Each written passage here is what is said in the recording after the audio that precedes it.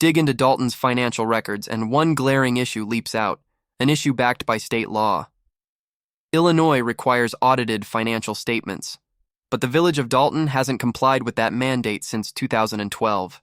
That's over a decade of legal neglect. And after 2021, total silence. No disclosures, no reports, no accountability. In effect, Dalton hasn't faced a proper legal audit in years, raising enormous red flags about where the money is going and who's keeping track. Mayor Tiffany Henyard rarely faces the media. Instead, she's brought in a defense attorney to act as her public shield. That attorney claims the mayor's safety was jeopardized when Keith Freeman removed her security detail, yet legally, once she declared his termination, he was out. Critics have questions. What real threat did Freeman pose? Was there a legitimate risk or just political theater? Some suggest he's being squeezed by investigators, possibly to testify in a larger case that could implicate Henyard herself. But ask the mayor? She'll insist it's just about security. This isn't the first time Henyard has made her safety a centerpiece. Amid mounting backlash, she broke down during a public appearance and pleaded, "Why can't we support each other? Why can't we come together? Dr. King had a dream. Well, guess what? I am that dream."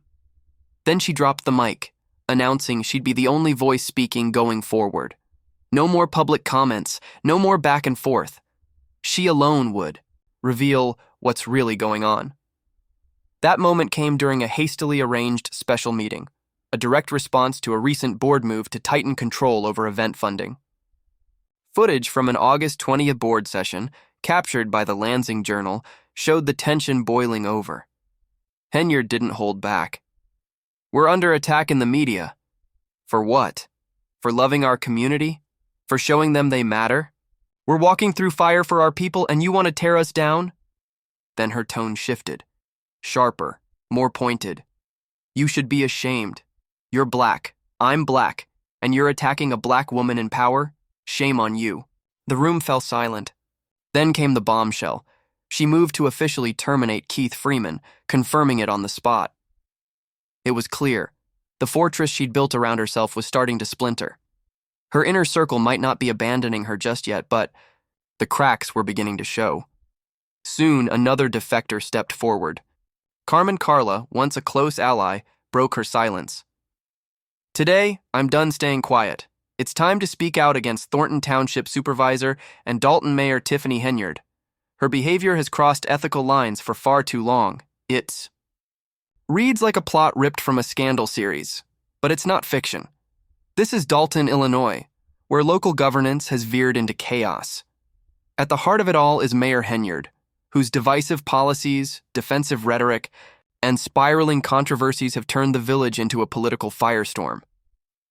The unraveling began with a single eye-opening ordinance.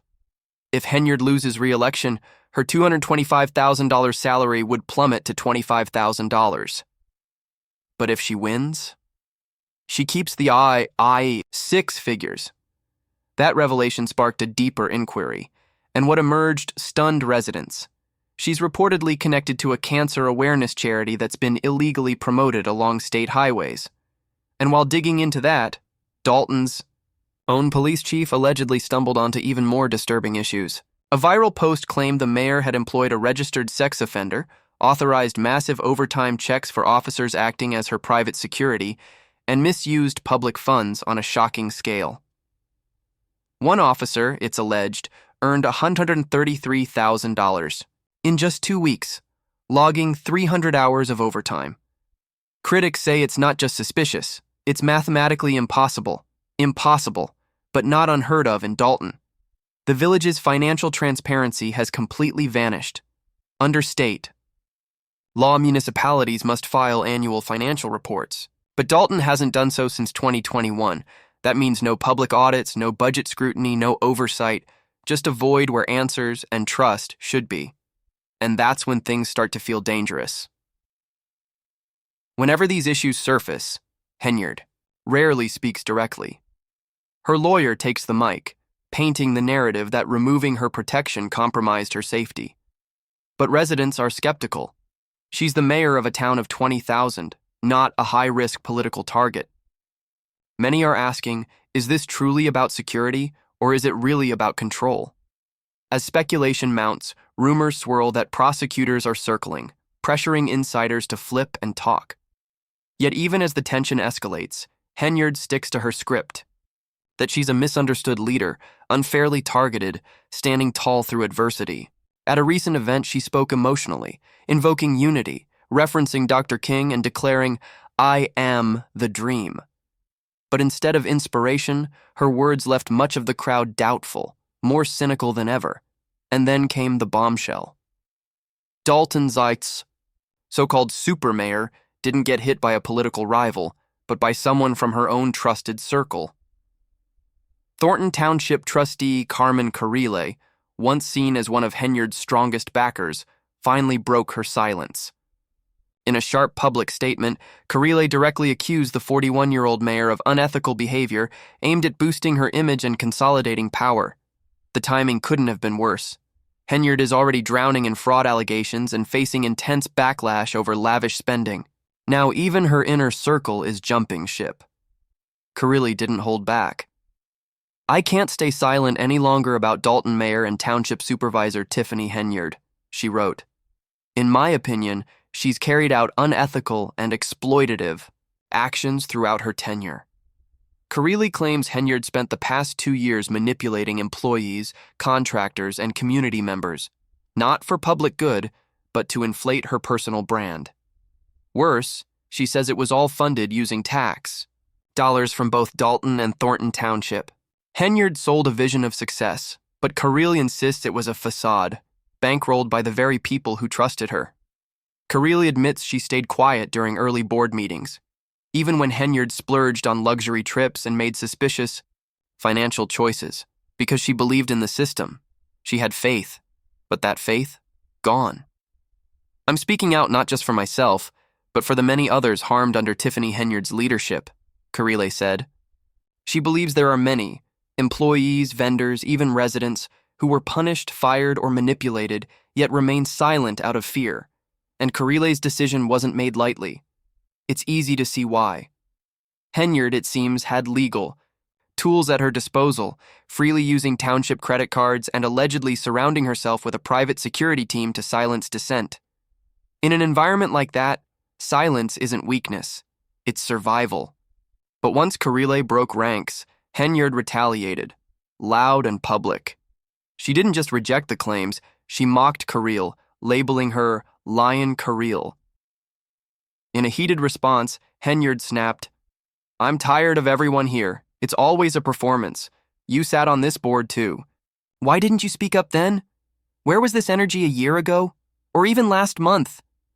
That unfiltered rant only added fuel to the fire and exposed a crack in her normally composed exterior. For someone who usually avoids speaking without legal counsel, this raw outburst felt like a slip. Henyard shifted blame, accusing Carille of failing in her role. But Carille stood firm. She explained, "I didn't speak out sooner because I trusted you. I believed in what we were building.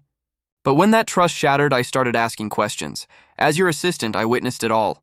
The breaking point? When you denied knowing about that foundation on national TV. I was there when it was discussed. You lied. Then you came to my house, uninvited, begging me to blame someone else for creating it." Carille's statement blew the lid off Henyard's alleged misuse of public funds. But she wasn't alone. Trustee Chris Gonzalez had also been sounding alarms. From Henyard's first chaotic days in office, Gonzalez demanded financial transparency. His requests were stonewalled.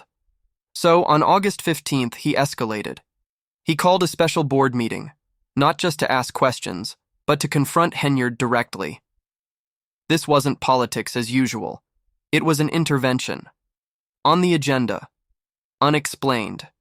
Payments, unpaid invoices, and 6 new ordinances aimed at cutting Henyard's power. These included travel bans, salary reductions, strict spending oversight, limitations on her credit card, and a ban on using township resources for self-promotion. The message? Gonzalez and Carille weren't just slowing her down. They were moving to shut her down. Power struggles like this aren't new. "I've seen it before," said one observer. in school boards, city councils. Same cycle. The real question is, has the state been asked to intervene? And that question still hangs. Has anyone contacted the state? Requested oversight? Across the country, especially in out-of-control school boards or chaotic councils, state agencies have stepped in. In Texas, for example, the education agency has taken over failing school systems. With everything unraveling in Dalton, the question is unavoidable. Have Illinois officials been notified? Mayor Tiffany Henyard's climb to power was anything but smooth. In fact, it started with a last-minute nomination. Ironically, it was Chris Gonzalez, now one of her harshest critics, who put her name forward. Henyard was appointed and sworn in minutes before the deadline. At first, many thought it was a spontaneous pick, but sources later revealed that Henyard had already applied. Insiders say she was nominated out of desperation, a rushed move to avoid leaving the choice to township electors. Under pressure, Gonzalez made the call in hopes of unifying a fractured board. When asked how she felt about the sudden promotion, Henyard glowed. "Oh, ma'am, overjoyed. I didn't expect it. I love it. That means I'm truly blessed and everyone loves me. I love them. Thank you."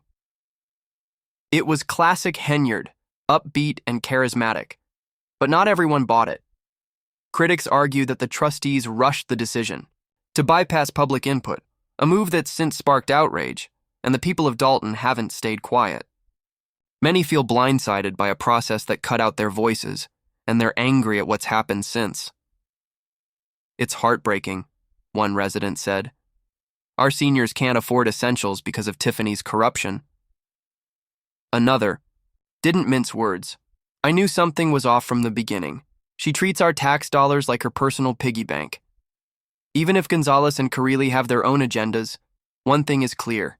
Henyard's grip on power is slipping. And she knows it.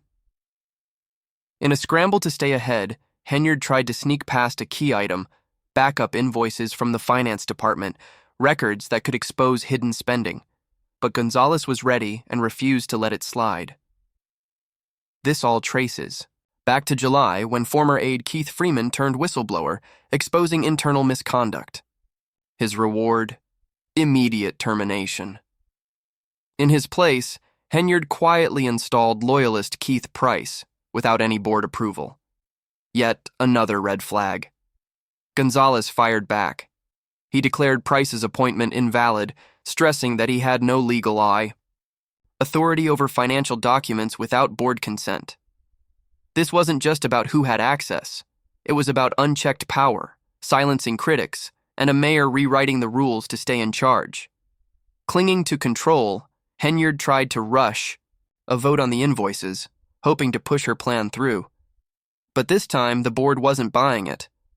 Trustees Jerry Jones, Chris Gonzalez, and Carmen Carrilli all voted for an official investigation into the invoices, a direct blow to Henyard's wall of secrecy. She stood alone in dissent. The motion passed, and just like that, her grip started to crumble. This vote marked a defining moment, not only in that boardroom, but in the unraveling of Henyard's political empire. As the probe deepens and more truth surfaces, Dalton's residents are paying close attention. If this breakdown gave you insight, don't forget to like, comment, and subscribe for more deep dives into this unfolding story. Your support helps us continue bringing you the truth behind local politics, the stories that impact you most.